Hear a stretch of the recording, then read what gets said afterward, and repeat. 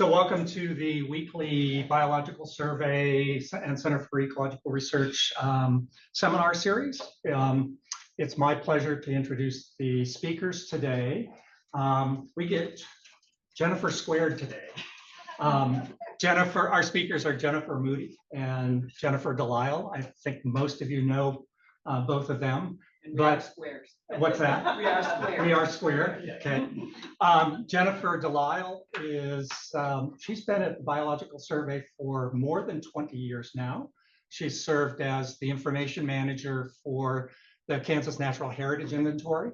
And besides being, chained to a desk, every once in a while she escapes and gets out and does some fun field work. And so part of what she's going to be describing today is some of the work that they did recently in Douglas County.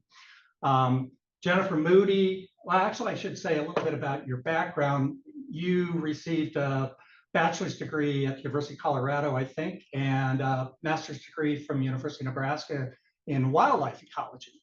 So that's a little bit about her academic background. Jennifer Moody is an affiliate researcher here at the Biological Survey. She has a degree from Drury University, did a master's degree at Missouri State University, and then did her PhD here at the University of Kansas in ecology and evolutionary biology. And she's worked with a number of programs here in the Biological Survey, including the Natural Heritage Inventory and the Native Medicinal Plant Program. So they're going to do a tag team today. I think Jennifer Delisle is going to start, and then Jennifer Moody will take over, and then they'll be happy to take questions at the end. So take it away, Jennifer. Delisle. JD. Well, thank you, Craig, and thank you all for coming. I'd also like to thank the folks that are joining us via Zoom. I want to first make an announcement about an event that's coming up next Saturday. It's sponsored by the K-State Extension Douglas County office. It's called Rural Living 101, and it's about rural living in Douglas County. And the reason I want to mention this is because Biological Survey will be having a table there, and we'll be talking about native prairies and forests and some of the inventory work that we've been doing. If anybody would like to join me at the table, it's from 9 to 3 on Saturday, and you have the opportunity to come and maybe talk with the public about things that you're interested in that you would like rural Douglas County landowners to know. So I want them to know about prairie so that if they buy a piece of land out in the country, they can recognize, oh, that's prairie, before they decide they want to put their house there. Or you might want to tell them something about prairie soils or any kind of prairie wildlife or whatever. So if you want to come for a little while and talk to folks at the table, that would be great. And I'll leave the flyer on the back table there so that you can have the information. You can just take a picture of it. And I'm not going to be showing any slides. I'm just going to talk. And then you'll be relieved to know that after I get done just talking, Jennifer Moody will actually show some pretty pictures.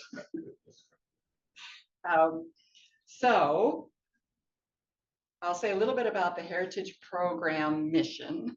The Heritage Program is part of the Kansas Biological Survey, and we've been here since the beginning of our program in the late 1980s. And heritage programs were established throughout North America to document the rare plants, animals, and natural communities of their particular jurisdiction, either their state or our Canadian province.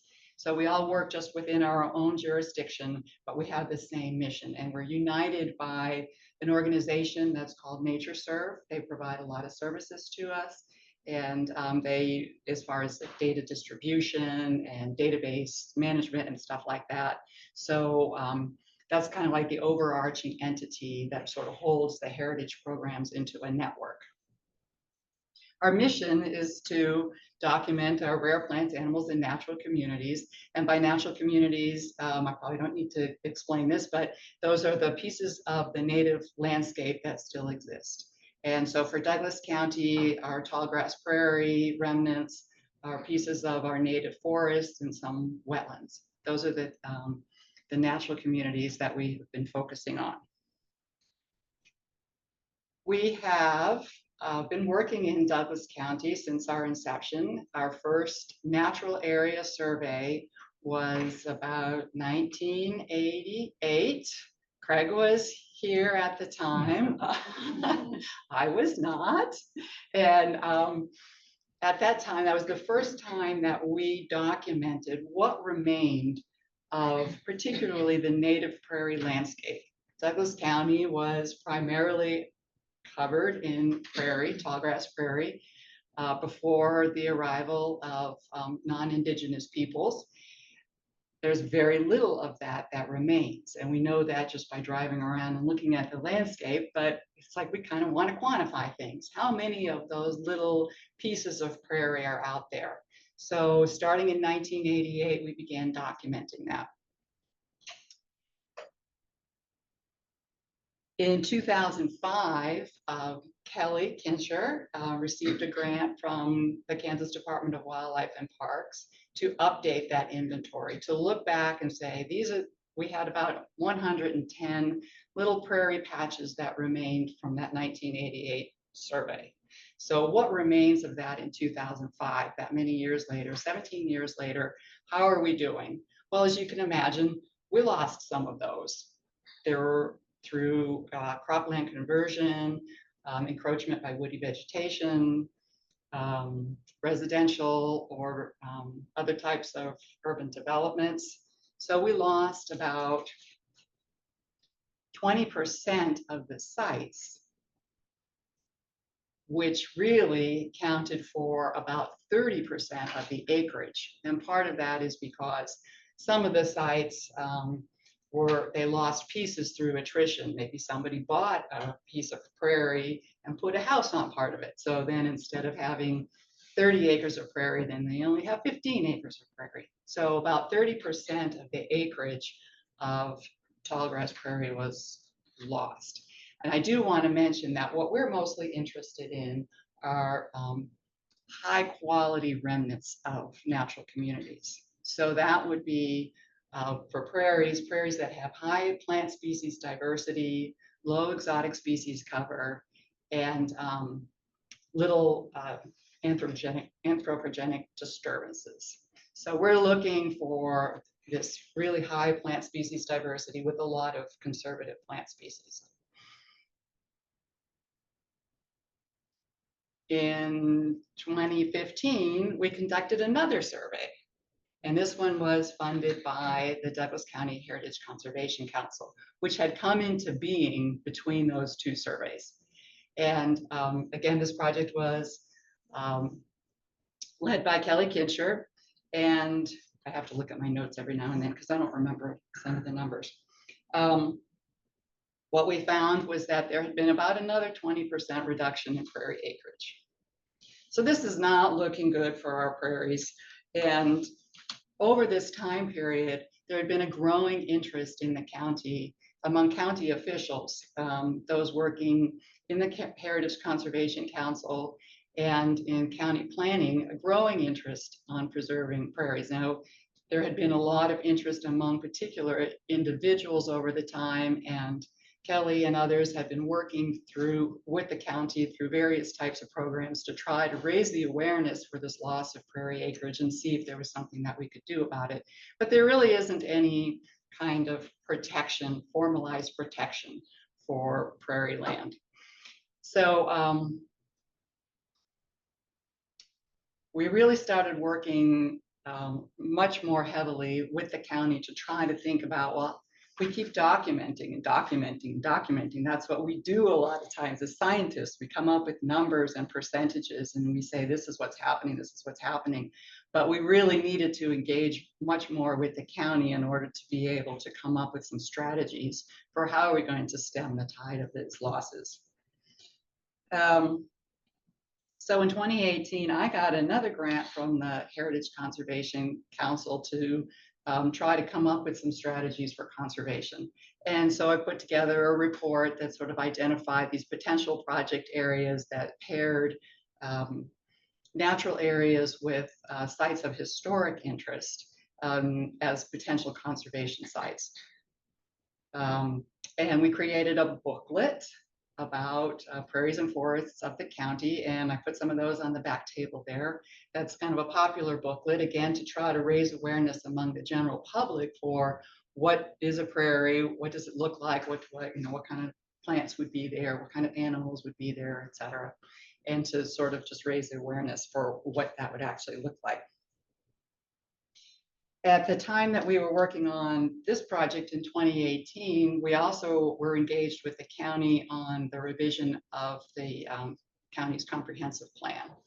So one of the things that came about that was really significant in the comprehensive plan was the inclusion of prairie as a category of sensitive land. And there are these sensitive lands that the county tries to protect as much as possible, given the constraints of what we can actually do. And so it was, for us, it was a real win to be able to get prairie identified as a category of sensitive land. Keep in mind, there's still no, statute that says that prairies need to be protected or anything like that. But again, it's just another way that prairies were becoming recognized as being of conservation value.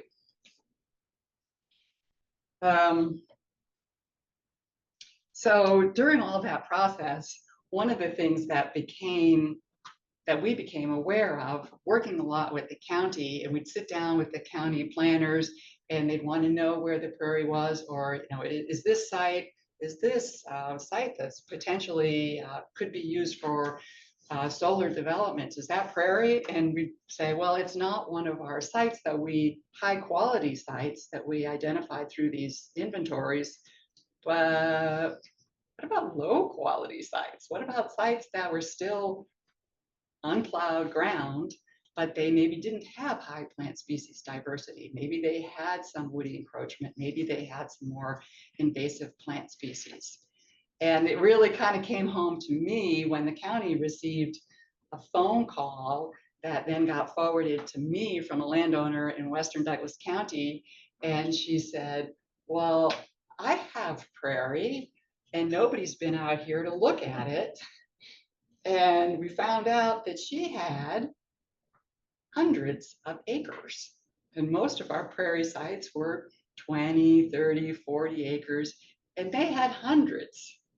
And it was grazing land.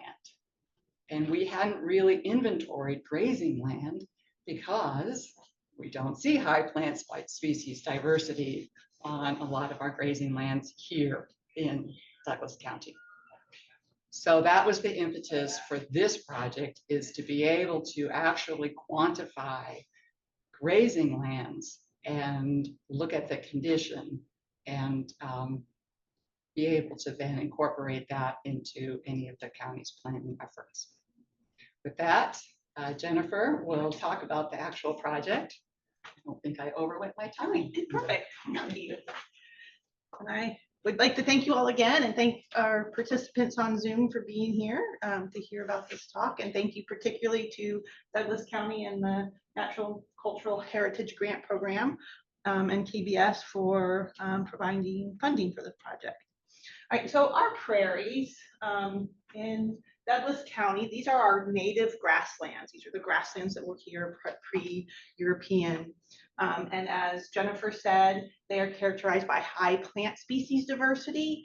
They are have a lot of what we call warm season grasses. So these are the grasses that bloom later in the summer. Things like big blue stem, little blue stem, Indian grass. And one thing that's very important that we've learned is that plowing the ground and disrupting, and particularly the soil communities, disrupts the prairie and makes it no longer prairie. So that becomes important. And most of the focus, as Jennifer said, in the inventory programs, has been looking at these hay meadows because they do have that high species diversity. So they're hay meadows. They are not grazed. They are typically hayed in late June or early July, and they're often burned, and again, not grazed by cattle. And we will compare that to our prairie pastures, which are indeed grazed by cattle. They're also often burned by the landowners. And same thing with the prairie haymeadows.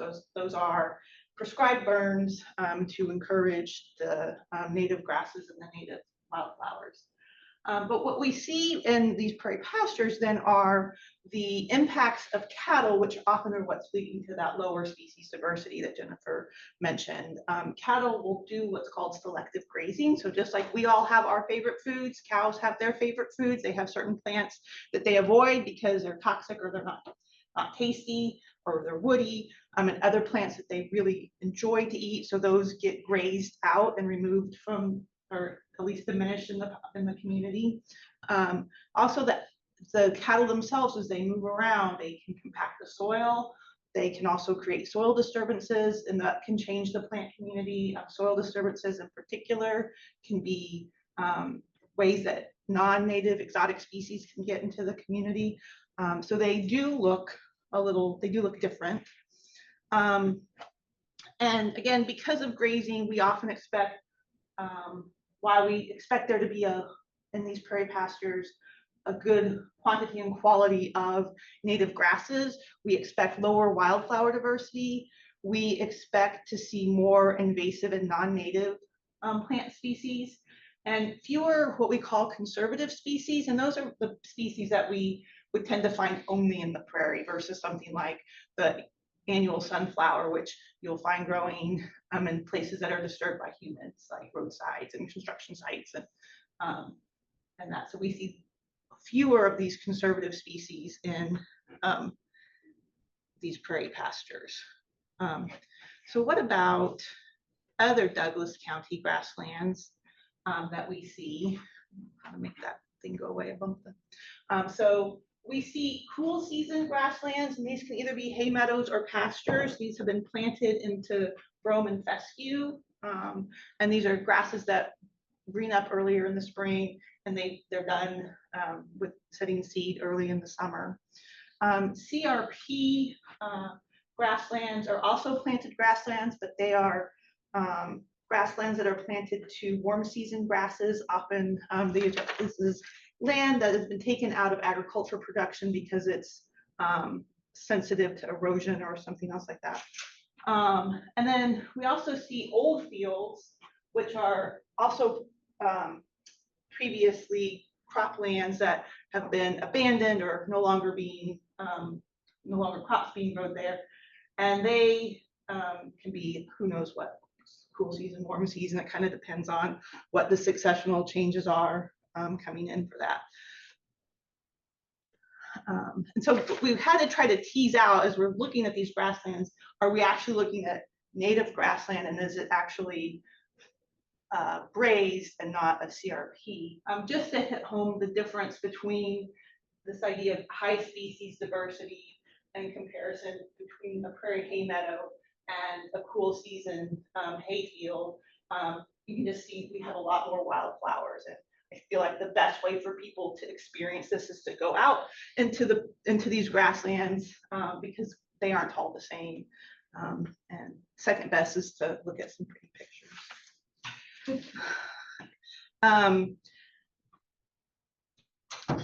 Jennifer talked a little bit about the loss of the prairie, and so things that we've seen that have really contributed, especially in early days, is a lot of the land being plowed under for crops.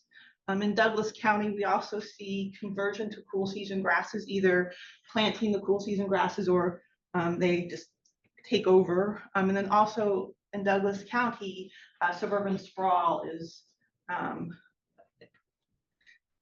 continuing the losses that we see of our prairie. Okay, so for this project, our goal was to begin documenting the locations and some information about these prairie pastures in Douglas County. And we focused on Western Douglas County because this had the largest pieces of unbroken grasslands that weren't interspersed with crops or forest.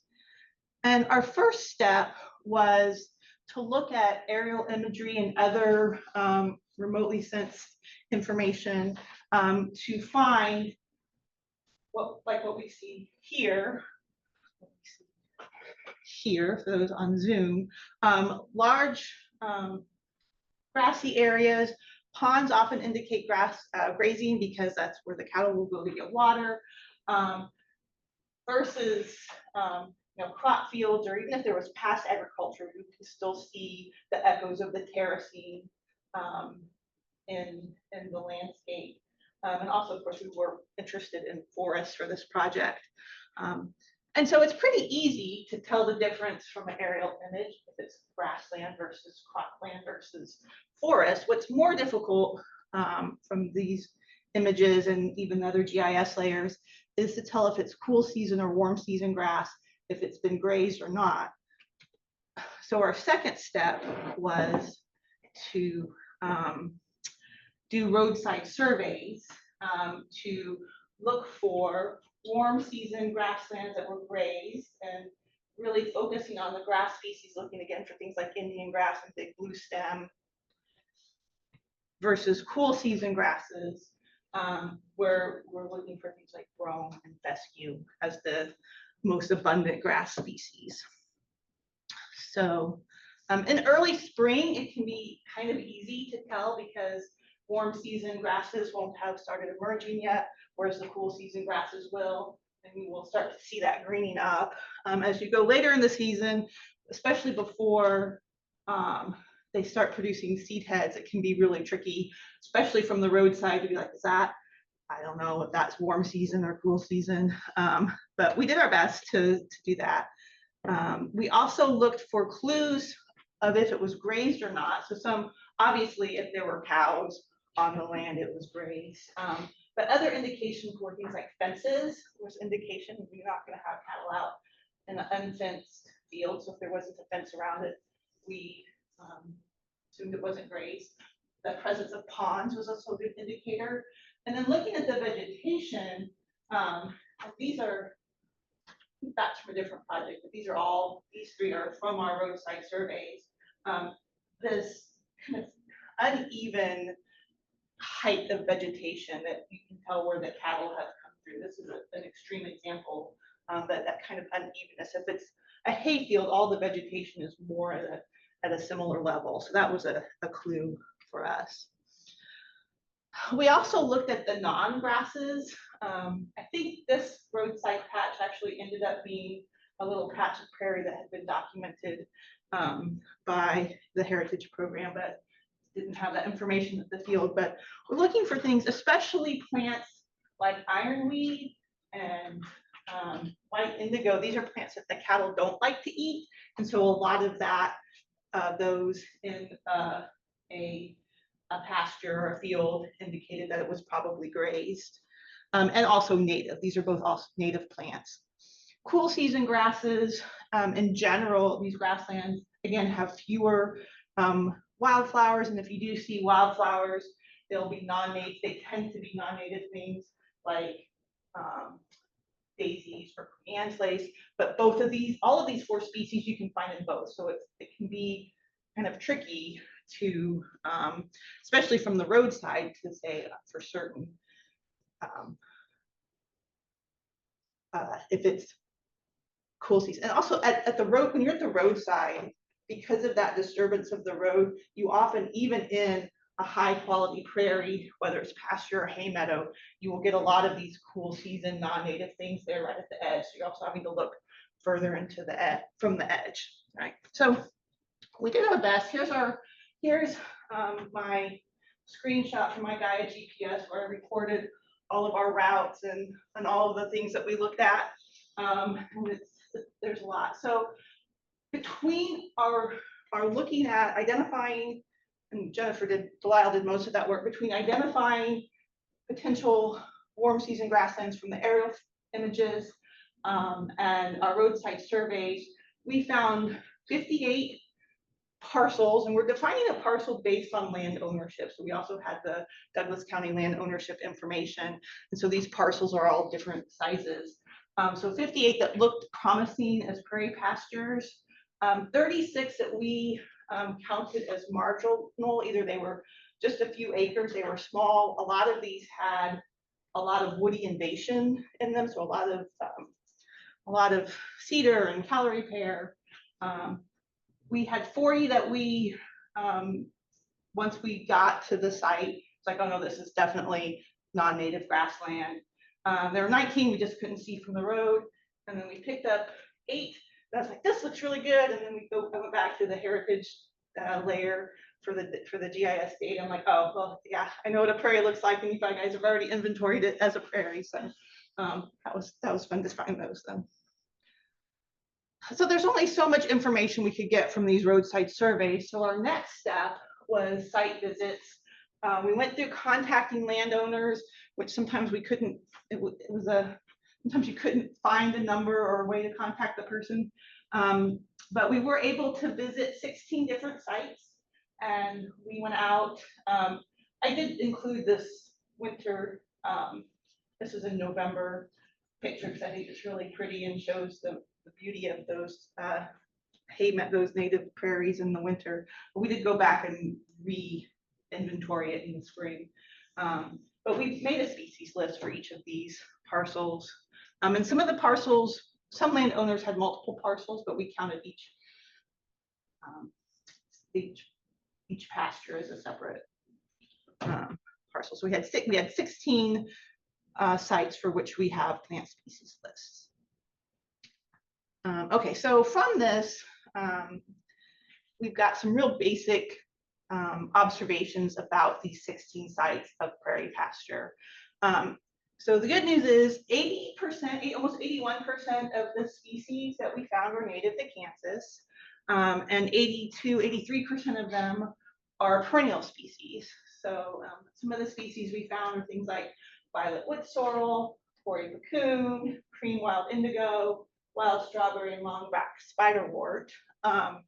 And we would find these often kind of in little rocky outcrops, places maybe the cattle couldn't get as easily, but they were there. Grasses were obviously the most prevalent species that we found. So we calculated what's called the coefficient of conservatism, the average amongst all of these 16 sites. And this coefficient of conservatism is a value that goes from 0 to 10. And the higher the value, the more conservative it is. The more likely you are to only find it in native habitat, so native tallgrass prairie, versus if you have a value of 1 or 0 or 2, those plants will be found in lots of different habitats, especially including those that have human-mediated disturbances. So our average coefficient of conservatism was 2.8, and this is just some more plant species that we found. These are some of the lower COC value species, so things like hairy petunia, daisy fleabane, hoary vervain, Canada goldenrod, Carolina horse nettle, which we would find often in the entrances or where there was a lot, like maybe a road going through. So those were really where there was a lot of disturbance. That said, we did find plants with high COC. 7 was the highest that we found. So they were present, but they were never common. They were never abundant. But we did find, which is always very exciting, we found that plant, prairie clovers. We found sesame trefoil. We found the little spiranthes orchid, but all my pictures turned out blurry, so I didn't include that, which was always a little delight to see that little orchid. So in these grasslands that are being grazed, especially those that maybe had lower numbers of cattle on them, we still see these species in these pastures. So when we look at those 16 sites that we visited and the other 42, I believe, that we from the road felt confident saying this looks like it's pretty good prairie pasture, we documented 10,000 acres of prairie pasture. Again, mostly in western Douglas County, so all these green parcels, those are the parcels that we identified. And the benefits to having this prairie pasture, even though there's not high species diversity, is that it maintains the rural character of western Douglas County, also preserves the community history. A lot of these landowners have been for generations. This land has been in their family and they've been caring for it and stewarding the land. It also enhances ecological integrity of the county. And Jennifer mentioned a little bit about the prairie haymeadows of having an average size 20-30 acres. And she gave me a number of 1,300 acres total of tallgrass prairie haymeadows versus the average size of these prairie pastures, 160 acres. The median value is 120 acres. And we have 10,000 acres that we were able to document. So it is a larger portion of the landscape. So what is the ecological significance of these? Well, even though they might not have as high of species diversity overall, they do have pockets of wildflowers, which is good for our pollinators and also can help create connectivity in the landscape between where we have the high diversity, which could help pollinator populations. These larger swaths of open landscape are really important for the bird species. Was it the grasshopper sparrow you were excited that we heard in one of them? Yeah, we were in one prairie pasture and she stops all of a sudden. It's like, did you hear that? I'm like, what? Like, it was a little buzz, right? It was a grasshopper sparrow. And this is important because a lot of these, now we don't have greater prairie chicken in Douglas County anymore, but a lot of these other, these grassland bird species need large swaths of open habitat for their home range, to nest, to collect food from. And so these even though they have lower species diversity, they have the right structure for these grassland birds for nesting. And I have to also mention soil. So like prairie haymeadows, these pastures, even though the soil's been changed maybe through compaction, through disturbances, it's never been plowed under. So that those communities, and I don't know a whole lot about this, but they can also potentially be a reservoir of seeds and the micro communities that may be useful for restoration efforts elsewhere. And so that could be very important as an ecological, at the ecological scale. Okay.